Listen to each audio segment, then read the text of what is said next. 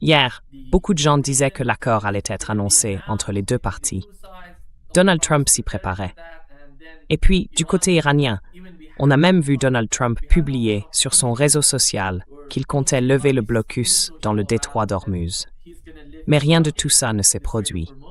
Il a fait beaucoup de commentaires dans ce message. Alors, que se passait-il vraiment hier? Et à quel point était-on proche d'un accord, ou au moins de son annonce? Je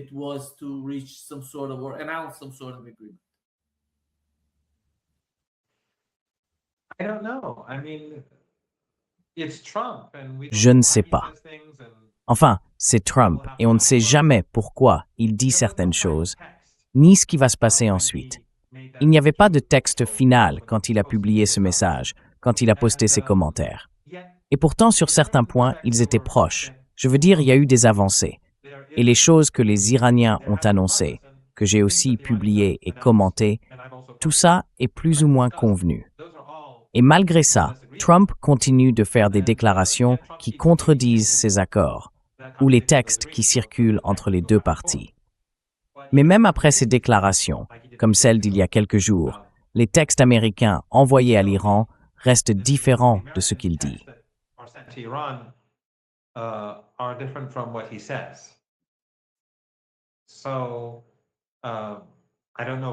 Alors, je ne sais pas pour aujourd'hui ou depuis hier, mais par le passé, quand il faisait des déclarations qui allaient à l'encontre de ce qui se disait dans les échanges de messages, parce qu'il n'y a pas de négociation, ni directe ni indirecte, ce ne sont que des messages écrits qui circulent dans les deux sens. Par le passé, il a déjà tenu des propos tout aussi extravagants, disant qu'il ne ferait pas ceci, qu'il ne ferait pas cela, que l'Iran devait faire ci ou ça, et ainsi de suite. Mais ça n'a pas changé la manière dont les négociateurs américains avançaient. Alors, est-ce que c'est juste pour l'opinion publique, ou est-ce qu'il finira par saboter les progrès réalisés? Qui peut le dire? C'est Donald Trump.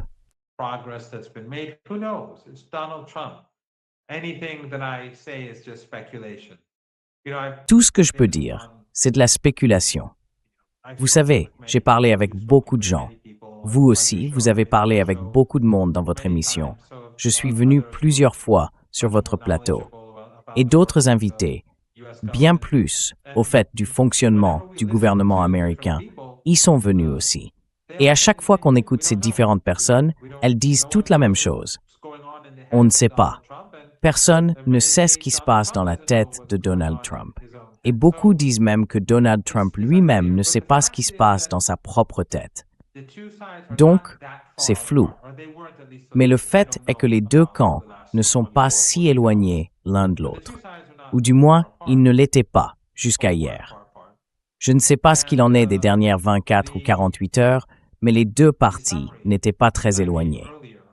Et le résumé que j'ai donné tout à l'heure, à propos des avoirs iraniens confisqués ou volés, de la levée des sanctions sur le secteur énergétique pour les exportations iraniennes, de la levée du blocus, d'un cessez-le-feu et de l'arrêt des attaques génocidaires au Liban, ainsi que de la libre circulation des navires dans le détroit d'Ormuz sous autorité iranienne. Eh bien, l'Iran n'a rien négocié concernant des droits de passage, et l'Iran n'a pas l'intention d'abandonner son autorité sur le détroit d'Ormuz. C'est acté. Il n'aurait pas dû attaquer l'Iran. L'Iran n'avait aucune ambition de contrôler le détroit d'Ormuz avant la guerre. Je ne me souviens pas en avoir jamais entendu parler, ni dans l'espace public en Iran, ni dans des conversations privées.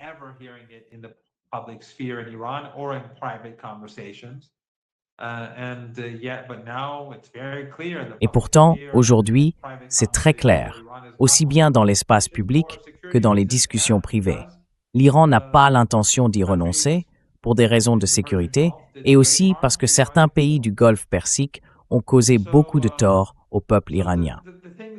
Donc, les points dont nous avons parlé auparavant, si je me souviens bien de tout, j'espère ne rien oublier, c'est en gros ce sur quoi les deux parties se sont mises d'accord.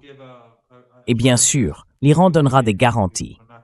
Il dira qu'il ne va pas développer d'armes, comme il le répète depuis des décennies. Ensuite, les deux parties discuteront des sanctions, du programme nucléaire et d'autres sujets au fil des 2 mois à venir. Voilà, c'est essentiellement ce sur quoi les 2 camps se sont entendus.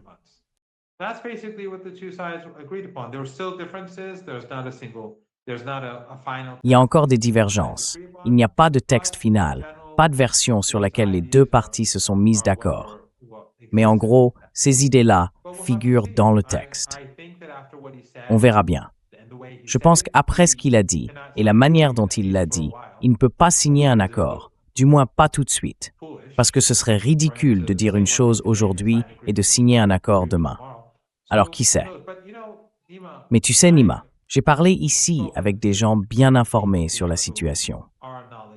Et la conviction, c'est que même si les États-Unis signent l'accord, ils ne vont pas le mettre en œuvre, et qu'on va probablement se retrouver dans une impasse bien avant la fin des 2 mois, et que la guerre pourrait reprendre.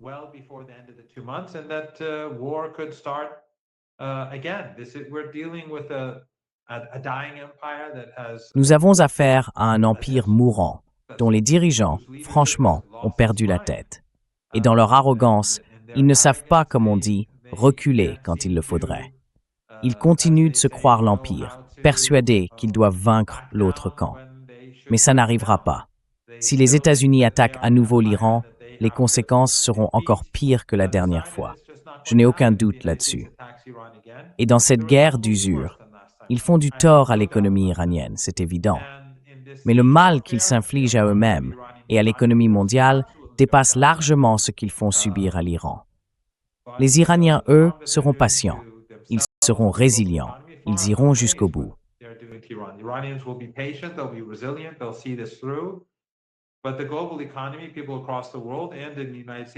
Mais l'économie mondiale, les gens partout dans le monde et aux États-Unis vont se demander pourquoi payons-nous ce prix pour Netanyahou? Pourquoi nos vies sont-elles détruites à cause de ces sionistes ou de ces gens qu'on accuse de génocide qui tuent des enfants chaque jour à Gaza et au Liban? C'est une impasse, une route vers l'enfer pour les États-Unis. Mais pour l'instant, Trump n'a pas la capacité de changer de cap. J'imagine qu'il veut le faire, parce qu'il y a clairement un sentiment d'urgence du côté américain pour engager des négociations. Ils veulent conclure cet accord rapidement. Mais dès qu'il y a des avancées, Trump sort et fait ce genre de déclaration. Évidemment, la contre-pression des sionistes ou des néoconservateurs, c'est la même chose, est énorme. Et je pense que ces déclarations en sont le reflet.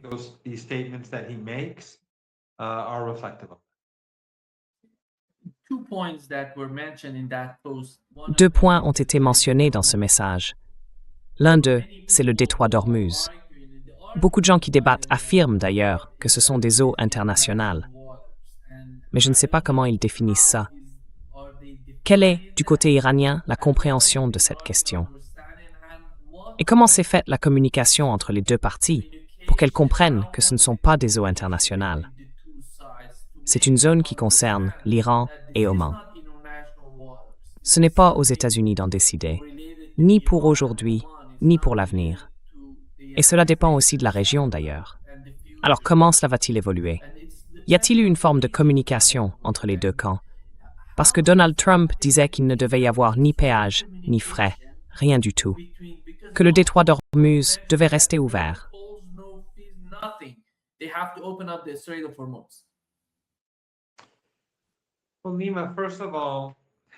Eh bien, Nima, d'abord le droit international, ça ne veut rien dire. Je veux dire, quand Trump a tué ses 168 enfants, ses petites filles à Minab, où était la souveraineté iranienne? Où était l'espace aérien iranien? Où était le territoire iranien important pour les États-Unis ou pour le régime sioniste? Où était-ce important pour l'Union européenne, pour les Britanniques, les Canadiens, les Australiens ou la Nouvelle-Zélande? Tous ont soutenu les États-Unis. Aucun ne les a condamnés. Ils ont tous condamné l'Iran. L'Iran était la victime. Pendant la guerre de 12 jours, c'était la victime. L'Iran a été condamné. Pendant cette guerre aussi, l'Iran était la victime. Et encore, l'Iran a été condamné. Alors, le droit international, ça ne veut rien dire. Ils ne comptent que quand ça sert leurs intérêts, mais jamais dans l'autre sens.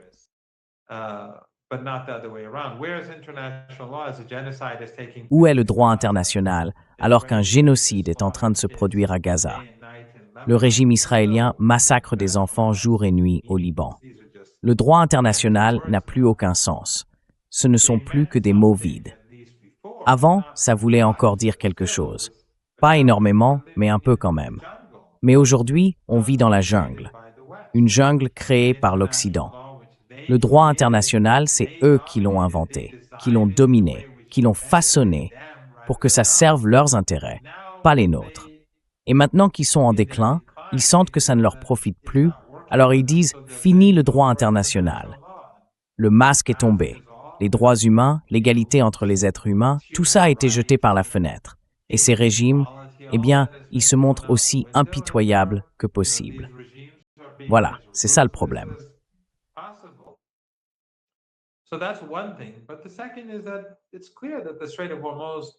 Mais la deuxième chose, c'est qu'il est clair que le détroit d'Ormuz n'est pas assez large pour être considéré comme des eaux internationales. Ce sont des eaux territoriales, situées entre l'Iran et Oman. Et par le passé, l'Iran n'a jamais, comme je l'ai dit tout à l'heure, montré la moindre ambition d'y changer quoi que ce soit. Mais après cette guerre, tout a changé. Je veux dire, l'Occident, qu'il veuille appeler ça des eaux internationales ou une route commerciale internationale, peu importe. Il ne peut s'en prendre qu'à lui-même d'avoir laissé cette situation se produire. Trump et Netanyahou ont poussé l'Iran à prendre le contrôle du détroit et à affirmer sa souveraineté sur ses propres eaux territoriales. C'est ce qui s'est passé. L'Iran n'a signé aucun accord international et il n'est membre d'aucun traité qui l'empêcherait de prélever des droits de passage pour les pays qui traversent ses eaux territoriales.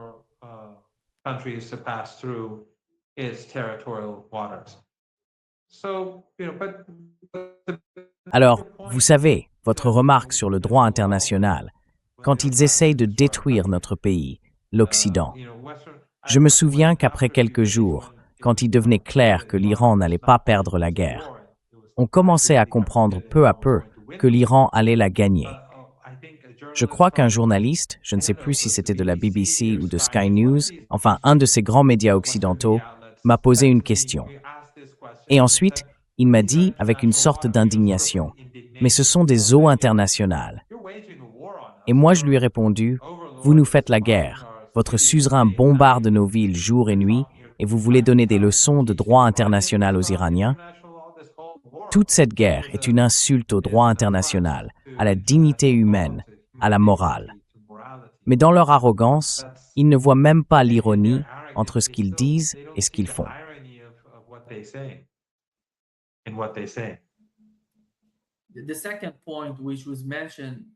Le deuxième point évoqué par Donald Trump, c'est ce qu'il appelle la poussière nucléaire. Il parle de l'uranium enrichi en Iran. Et il veut que l'Iran envoie ça aux États-Unis. D'après ce qu'on a entendu de sources iraniennes, il n'y aurait aucune mention de cela dans le mémorandum d'accord. Ce mémorandum, c'est ce document sur lequel les deux parties étaient censées s'être mises d'accord et qu'elles devaient annoncer publiquement. Alors, qu'est-ce qu'on sait exactement à ce sujet?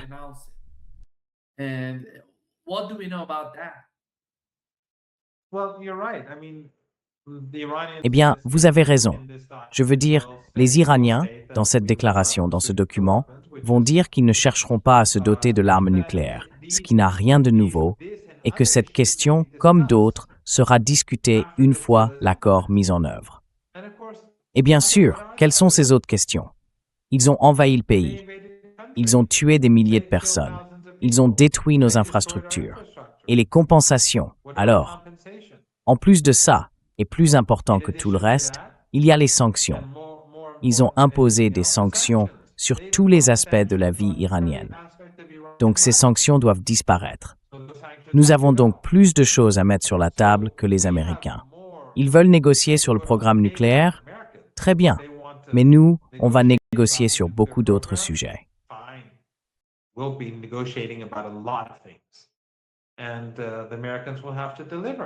Les Américains vont devoir tenir leurs engagements. Et s'ils ne le peuvent pas, alors ils ne doivent pas s'attendre à ce que nous, du côté iranien, fassions quoi que ce soit. Nous n'avons pas commis d'agression. Nous n'avons pas violé le droit international. Si l'Iran veut enrichir l'uranium à 99,999%, il en a parfaitement le droit, selon le droit international. C'est un droit de l'Iran. Donc, les Américains n'ont aucune raison de se plaindre.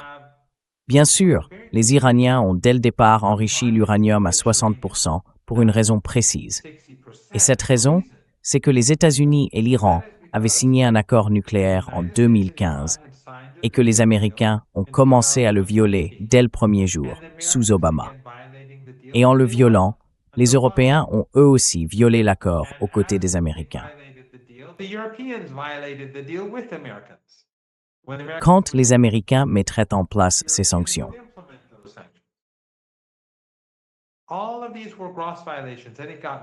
Tout cela, c'était des violations flagrantes. Et les choses ont empiré, encore et encore, jusqu'au dernier jour de la présidence d'Obama. Il ne rendait pas service à l'Iran. Ce n'était pas un bon accord pour l'Iran, parce qu'il trompait l'Iran. Et c'est pour ça que les Iraniens négocient d'une autre manière cette fois-ci. Ils disent « Nous devons voir que vous faites les concessions. Nous devons voir les avantages de vos concessions avant d'y répondre. » Pas comme la dernière fois, où nous avons tout fait, et vous rien du tout, et vous nous avez trompés. Cette fois, nous devons voir les États-Unis appliquer réellement leur part du marché, mettre en œuvre leurs engagements.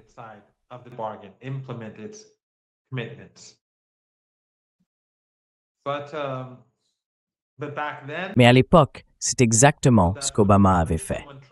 Puis, quand Trump est arrivé, il a fini par faire la même chose, avant de sortir de l'accord, comme on le sait tous. Et qu'ont fait les Européens? Ils ont obéi à Trump. Ils ont violé tous leurs engagements. Et l'Iran a attendu 2 ans avant de relancer complètement tous les éléments de son programme nucléaire, tous les aspects qui avaient été arrêtés à cause de l'accord de 2015. Ils ont attendu. Et donc, après 2 ans, les Iraniens ont redémarré leur programme dans son intégralité, puis ils ont commencé à enrichir l'uranium à 60%. Pourquoi? Parce qu'ils voulaient faire pression sur les Américains et les Européens pour qu'ils reviennent à leurs obligations, qu'ils respectent leurs engagements. Il y avait donc une raison à ce que l'Iran fasse cela. L'Iran l'a fait parce que l'autre camp violait l'accord. Mais ils font comme si l'Iran enrichissait l'uranium à 60% parce qu'il veut fabriquer une bombe nucléaire. Non, ce n'était jamais l'intention. C'était une réponse directe à leur violation flagrante de leurs engagements. Donc, ils n'ont qu'eux-mêmes à blâmer.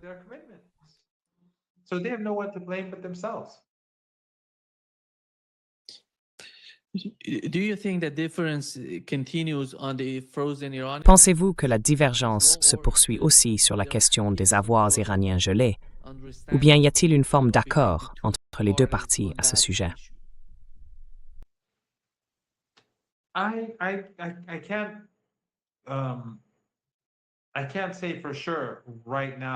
Je ne peux pas dire avec certitude, pour l'instant, où en sont les choses. Et après l'intervention de Trump hier, je ne sais pas quel type d'échanges ont eu lieu depuis. Mais, comme je l'ai dit plus tôt, il y avait un large accord sur un compromis. Maintenant, pour les Iraniens, la question financière, c'est de l'argent iranien volé. Ce n'est pas un cadeau. Et quand Trump a parlé d'1 milliard de dollars ou je ne sais pas, 900 millions en liquide versés à l'Iran, il ne rendait pas service à l'Iran. C'était de l'argent iranien confisqué, de l'argent iranien volé.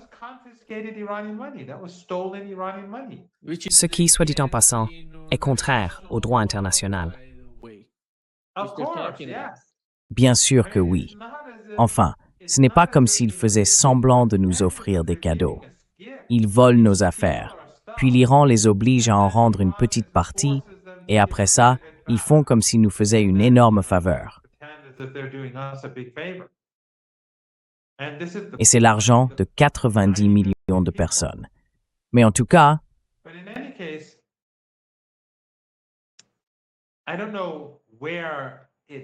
je ne sais pas vraiment où en sont les discussions en ce moment, ni à quel stade on en est.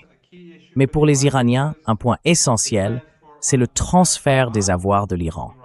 Parce que les Américains, comme on l'a vu tant de fois, Ils écrivent quelque chose sur le papier, mais ensuite, ils ne le mettent pas en œuvre.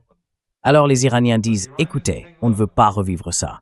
On n'acceptera pas encore une fois que les États-Unis écrivent un accord, Remember Explorer, puis expliquent ensuite qu'ils n'ont pas pu le faire pour telle raison juridique ou telle raison technique. Donc les Iraniens veulent s'assurer que les Américains, comme je l'ai dit tout à l'heure, respectent bien leurs engagements.